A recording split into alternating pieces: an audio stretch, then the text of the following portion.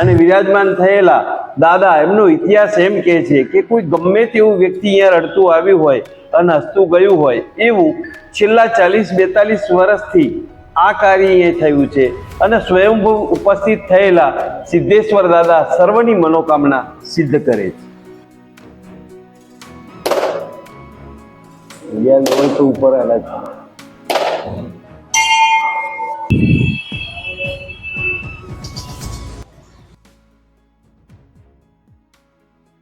શ્રી સિદ્ધેશ્વર મહાદેવ કી જય।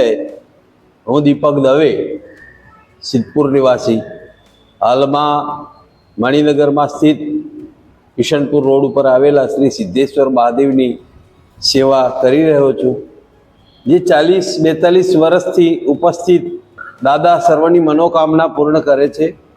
અને શ્રી સિદ્ધેશ્વર મહાદેવ એ ખરેખર ચમત્કારિક છે, જેમાં કોઈ લગ્ન ઈચ્છિત વ્યક્તિઓ હોય, કોઈ પુત્ર ઈચ્છિત હોય, સંતાન ઈચ્છિત હોય, કે કોઈને કદાચ કોઈ બાધા બંધન હોય, કે કોઈને નોકરીની કે કોઈને વિદેશ ગમનની કોઈ પણ પ્રકારની સ્થિતિમાં, કોઈ પણ પરિસ્થિતિમાં આવી જ્યારે સિદ્ધેશ્વર દાદાને કહે છે ત્યારે એમનું કાર્ય અચૂકપણે પરિપૂર્ણ થાય છે।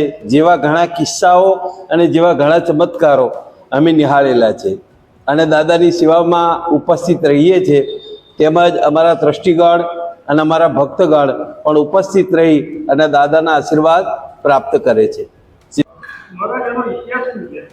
આમાં એવું હતું કે એક શ્રદ્ધાળુ અહીંયા સામે રહેતા હતા રાજેશ્વરી કોલોનીમાં, જેમણે આ પ્રસ્થાપન કર્યું કે આપણે શિવજીને ભોળાનાથને અહીંયા બેસાડવા છે।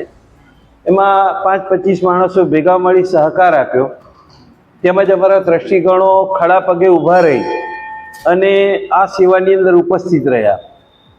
હવે દાદા એટલા ચમત્કારી છે, સિદ્ધેશ્વર ખૂબ નાનું મંદિર હતું, ખૂબ નાની દેરી હતી, પણ અમારા ટ્રસ્ટીઓ ખડા પગે ઊભા રહી અને પૂર્ણપણે સેવા આપી, દરેક પ્રકારના સેવાની અંદર ઉપસ્થિત રહ્યા, તનથી, મનથી, ધનથી, અને આ ચમત્કારિક સિદ્ધેશ્વર દાદાને અહીંયા પ્રગટ કર્યા, જેને લોકો સ્વયંભૂ માની રહ્યા છે કે ખૂબ નાનું શિવલિંગ હતું, જે આજે પ્રસ્થાપિત સિદ્ધેશ્વર દાદા તરીકે અહીંયા બેઠેલા છે।